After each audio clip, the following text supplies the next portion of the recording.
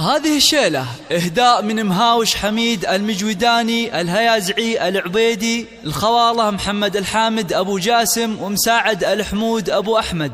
خوالي حزامي وتاج على الراس، وافخر لي من جبت طاري خوالي. أنا أشهد إنهم للكرم والوفا ساس، وأنا أشهد إنهم من زحول الرجالي.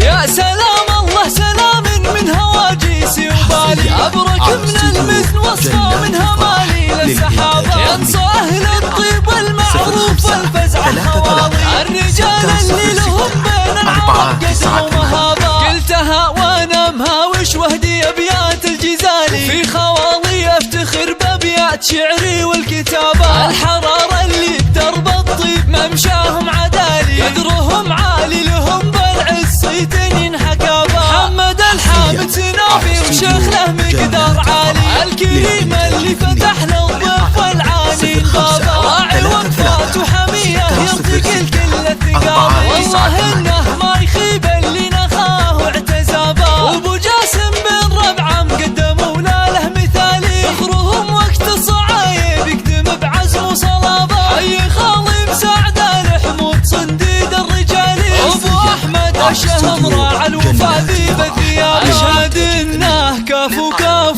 يتبع القول بفعالي، والبغاء شاين يجيبه والصعاب نوخ ركابه. من شيوخ آل الحمود وعندهم له شان عالي، فالشدايد ينتخونه وهو لهم درع وعصابه. وافخر بربعي هالطالات في سود الليالي، والنعم في المجوداني خيركم وخير لابا.